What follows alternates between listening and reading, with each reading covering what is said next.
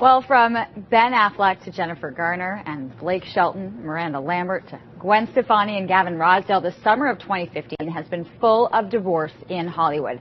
But whether you're in the spotlight or not, dealing with divorce publicly is never easy. So here to deal with this and some tips on how to cope, we've got family therapist Nataxja Cini. Great to have you back in studio. Thank you. And so this is a difficult time for so many people to go through. I can't imagine what it's like to go through this publicly. It's actually incredible, lots of pressure, because divorce is all about loss. You're losing relationships, you're losing your marriage. Some people may lose the house, you may be losing access to your children. And then to have to do it publicly with all these cameras in your face, that's a lot of pressure to have to try to actually divorce with dignity. And the one thing, too, before we get to some of these tips, is this is a really difficult thing for people to deal with, and knowing that they have to be able to eventually share this information. Absolutely, because a lot of people think that once they get divorced or their marriage ends, they're failure, they're losers, it's self-esteem. How could I not make this work? What's wrong with me that I couldn't make a relationship work? Let's get to some of the issues that you see a lot of people are dealing with. And so when and how, and unfortunately with a lot of people, kids are usually involved. How does that happen? That's the biggest decision you're going to have to make. Once you've decided that you are going to separate and divorce, you and your partner actually need to talk about how and when you're going to tell the children together. So don't let your anger or the need to revenge let you tell the children ahead of time. You really need to tell children that mommy and daddy are going to be separating, especially keep it age appropriate. The kids are going to be seeing both parents. Your little children just need it really simple. Your older children, teens, will be shocked about it, and they will need to come back for multiple conversations with you about how this is actually going to work out. But it needs to be done together and on the same page. Together on the same page. You really want to present the united front that even though mom and dad are divorcing, we're still going to parent you together as a team. And that's really important to know that the kids can count on you still as a mom and dad team.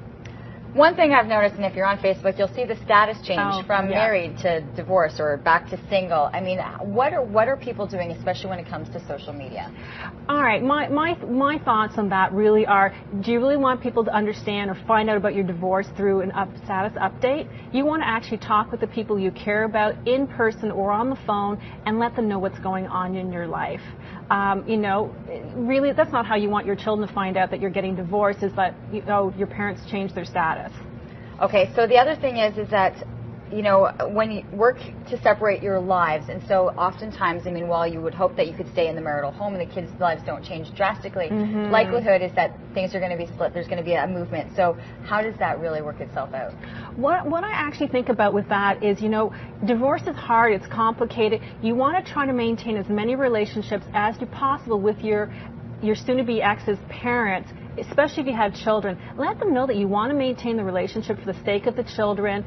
You want to keep things as stable as possible, but things are going to change. You can't control what other people do, but you can control what you do. Okay, so how will family life be organized with the children involved? So Yes. Life is still as busy. There's still so many things that are happening, and you know what?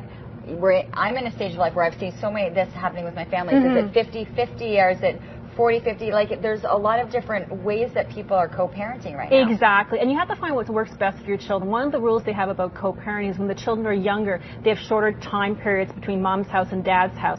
But as your children get older, and actually help them with the stability, it may be better for your children to do a week on, week off, so they're not always wondering whose house they are at.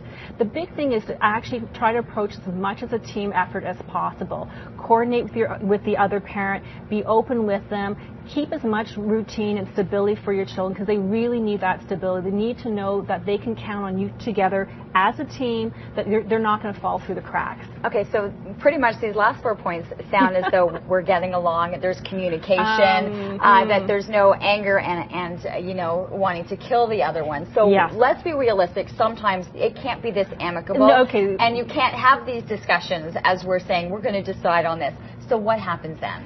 If you find that you are fighting all the time with your ex, you guys can't agree on anything, please actually seek mediation. There are people who can help with child parenting plans, and get your own individual therapy. You're going to be angry, you're going to be hurt, you're going to be revengeful, you want to, put rat poisoning in the cereal some mornings. But you actually have to put those feelings aside. Your marriage is over. Deal with those emotions on your own with your therapist. But then you actually have to have a business-like relationship. Keep it child-focused, child-centered. And if you can't talk to your spouse in person, do it by email.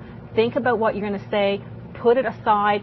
Go back. Remove all the emotions, the jabs, the insults, and actually get your point across. Here's what we want to do. Here, we know this party's coming up this weekend, and here are the facts about it. There's a lot to take this in. I mean, there's a reason why there's so many studies, and it's a massive part of life. And so if you have that opportunity, get the help that you're looking for to be able to get through this with as much of an easier transition as possible. Thanks for all of the advice this morning. You're welcome.